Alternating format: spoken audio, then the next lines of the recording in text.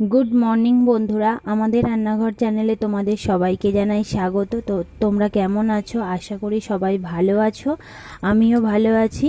তো আজকে দেখো সকাল সকাল তোমাদের সাথে একটা রেসিপি শেয়ার করার জন্য চলে এসেছি।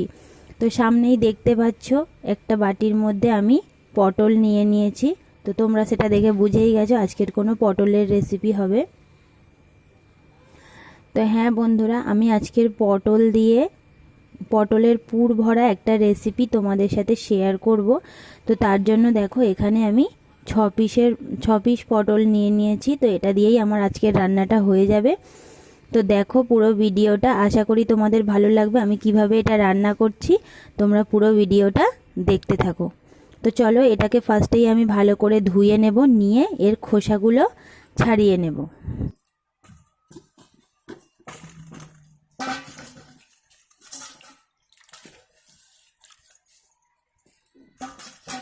তো দেখো আমি এই পটলগুলো ভালো করে জলের মধ্যে ধুয়ে নেব।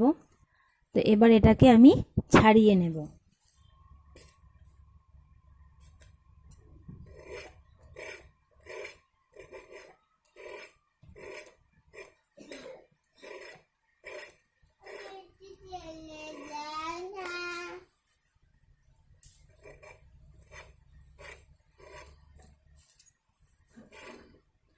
তো দেখো বন্ধুরা, আমি কিন্তু পটলের খোসাটাকে এইভাবে বঁটিতে ঘষে ঘষে, দেখো কত সুন্দরভাবে পটলের খোসাগুলো হয়ে যাচ্ছে। দেখো এইভাবে ছাড়িয়ে নিয়েছি।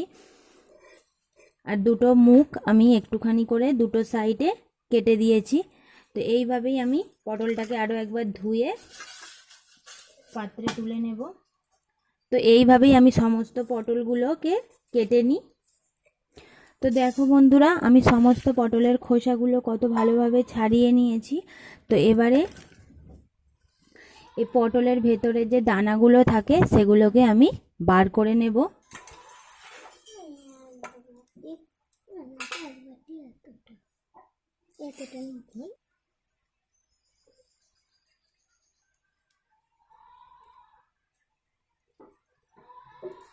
তো এটাকে কিন্তু খুব সাবধানে করতে হবে, যেন এই গায়ের যেন এটা যেন না ছেড়ে যায় বা কেটে যায়।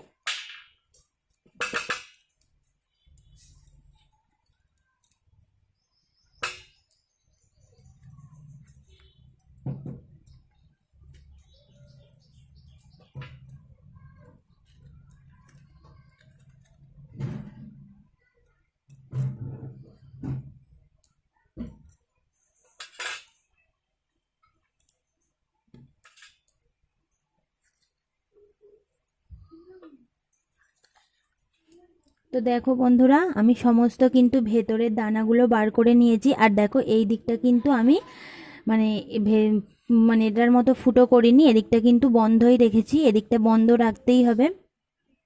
এই একটা সাইড দিয়ে দেখো আমি সমস্ত দানাগুলো বার করে নিয়েছি। তো আরও এইভাবেই আমি সমস্ত দানাগুলোকে বার করে নেব। এটা কিন্তু করা খুবই সহজ, শুধু একটু সাবধানে করলেই হবে। তো দেখো এইভাবে আমি সমস্ত দানাগুলোকে ঘুরিয়ে ঘুরিয়ে ভেতর থেকে বার করে নিয়েছি। শুধুমাত্র লক্ষ্য রাখতে হবে গাটা যেন না কোনোভাবে কেটে যায়।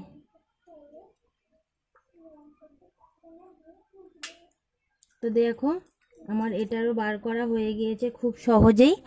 তো এইভাবেই আমি সমস্ত পটলগুলোর দানাগুলো বার করে নেব। তো দেখো বন্ধুরা, আমার সমস্ত কিন্তু মানে পটলগুলোর ভেতর থেকে দানাগুলো বার করা হয়ে গিয়েছে। দেখো খুব সুন্দরভাবে আমি ভেতর থেকে বার করে নিয়েছি। তো এখানে এই যে দানাগুলো বেরিয়েছে পটলের, এগুলো কিন্তু আমি ফেলবো না। এগুলো দিয়েই কিন্তু আজকে আমি পুরটা তৈরি করব। পটলের ভেতরে যে পুরটা দেয়া হবে, তো এর সঙ্গে আরও কিছু জিনিস আমি মেশাবো। তো চলো এর সাথে আর কি কি মেশাচ্ছি সেগুলো তোমাদেরকে দেখিয়ে দিই। তো দেখো বন্ধুরা, আমি যে পটলের যে দানাগুলো বার করে নিয়েছিলাম তার সাথে কিছু জিনিস আমি নিয়ে নিয়েছি। তো যেমন দেখো এখানে আছে পটলের দানা, এখানে আছে একটুখানি আদা কুচি, ওখানে আছে একটুখানি পেঁয়াজ কুচি, আর এখানে আছে দুটো কাঁচা লঙ্কা, আর এখানে নিয়েছি কিছু চিংড়ি মাছ। তো এবারে এই সমস্ত উপকরণগুলো আমি একসাথে খুব ভালো করে বেটে নেব। তো দেখো বন্ধুরা, আমি সমস্ত উপকরণগুলো খুব মিহি করে বেটে নিয়েছি। তো দেখো, আমি উনানটা জেলে কড়াইটা বসিয়ে তেলটা গরম করতে দিয়েছি। এবার এর মধ্যে আমি দিয়ে দেবো অল্প একটুখানি জিরের ফোড়ন। এবার এর মধ্যে আমি এই পুরটা ঢেলে দেবো।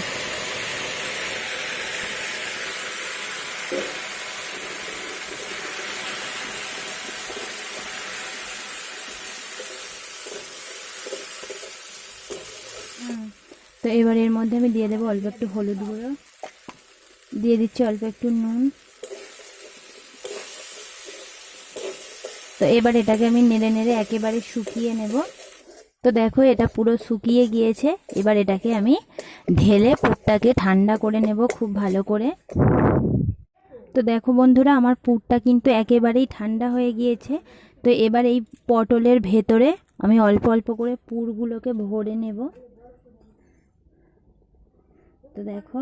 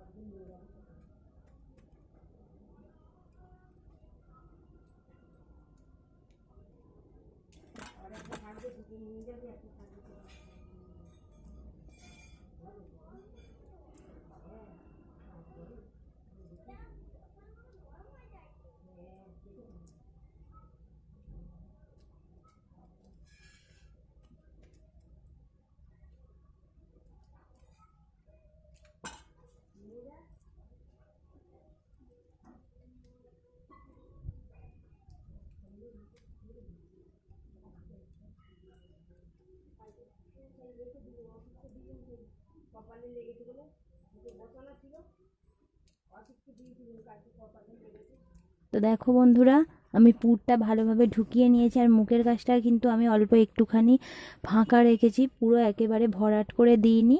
তো দেখো, এইভাবেই পুরটা আমি সমস্ত পটলের ভেতরে ভরে নিয়েছি। তো এভাবেই আমি কিন্তু প্রত্যেকটা পটলের ভেতরে ওই পুরগুলো ভরে নেব। তো দেখো বন্ধুরা, আমার সমস্ত পটলের ভেতরে কিন্তু পুরগুলো আমি ভরে নিয়েছি। দেখো, খুব সুন্দরভাবে ভরে নিয়েছি। আর মুখের কাছটা আমি অল্প একটুখানি ফাঁকা ফাঁকা রেখে দিয়েছি। তো দেখো বন্ধুরা, আমি কড়াইটায় আবার তেল দিয়ে গরম করতে দিয়ে দিয়েছি। তো এবার এর মধ্যে আমি এই পটলের পুর ভরা পটলগুলোকে ছেড়ে দেব।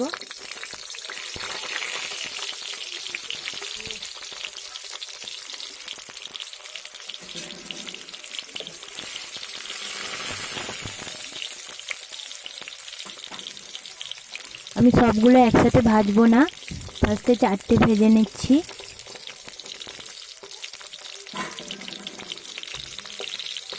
এটাকে একটু উল্টে পাল্টে ভালো করে ভেজে নিতে হবে। আর আঁচটাকে কিন্তু একেবারেই কম জাল দিয়ে করতে হবে। তোমরা যদি গ্যাসে করো তাহলে গ্যাসের ফ্লেমটা একদম মিডিয়ামে রাখবে। তো দেখো বন্ধুরা, আমার পটলগুলো খুব ভালোভাবে ভাজা হয়ে গিয়েছে। তো এবার এগুলোকে আমি তুলে নেব। তো দেখো বন্ধুরা, আমার এই পটলগুলোও ভালো করে ভাজা হয়ে গিয়েছে। তো এবার এগুলোকেও আমি তুলে নেব। দেখো বন্ধুরা, আমি ওই একই তেলের মধ্যে দিয়ে দিচ্ছি 2টো তেজপাতা, আর দিয়ে দিচ্ছি অল্প একটুখানি গোটা জিরে। তো এবার এর মধ্যে দিয়ে দিচ্ছি অর্ধেকটা ক্যাপসিকাম কুচি,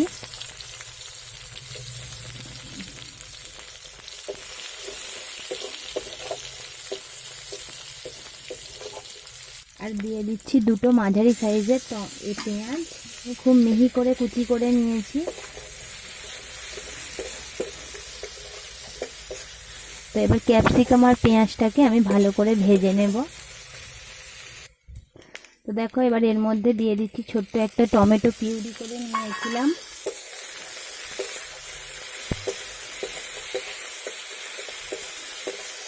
পেঁয়াজ আর ক্যাপসিকামটা ভালো করে ভাজা হয়ে গিয়েছিল, তার মধ্যে আমি টমেটোটাও দিয়ে নিয়েছি। তো এবার এর মধ্যে আমি কিছু গুঁড়ো মশলা মিশিয়ে নেব। দিয়ে দিচ্ছি অল্প একটু হলুদের গুঁড়ো, দিয়ে দিচ্ছি নুন,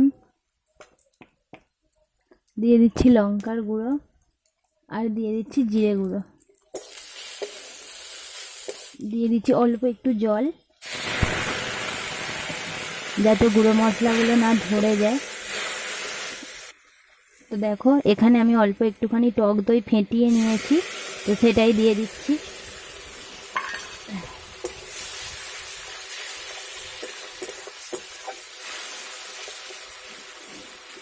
তো দেখো আমার মশলাটা অনেকটাই কষানো হয়ে গিয়েছে, আর দেখো তেলও ছাড়তে শুরু হয়ে গিয়েছে মশলা থেকে। তো এবার এর মধ্যে আমি দিয়ে দেব জল।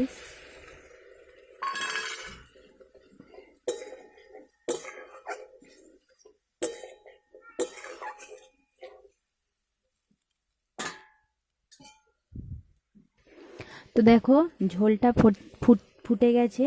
তো এবার এর মধ্যে আমি ভেজে রাখা পটলগুলোকে দিয়ে দেব।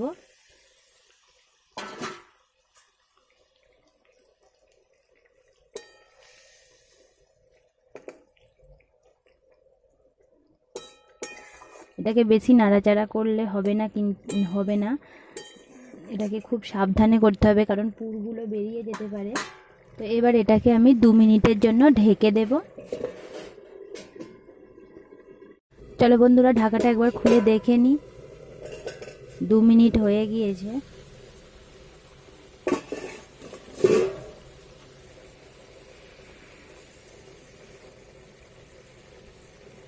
তো দেখো এটার জলটা কিন্তু অনেকটাই শুকিয়ে গিয়েছে। তো দেখো আমার কিন্তু একটারও পুর বেরিয়ে যায়নি। তো এবারে সবার শেষে এর ওপর থেকে আমি অল্প একটুখানি সর্ষে আর পোস্ত বাটা ছড়িয়ে দেব।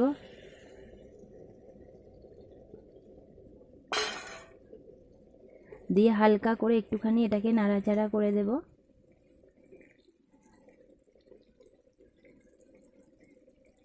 তো এটা কিন্তু আমার একেবারেই রেডি।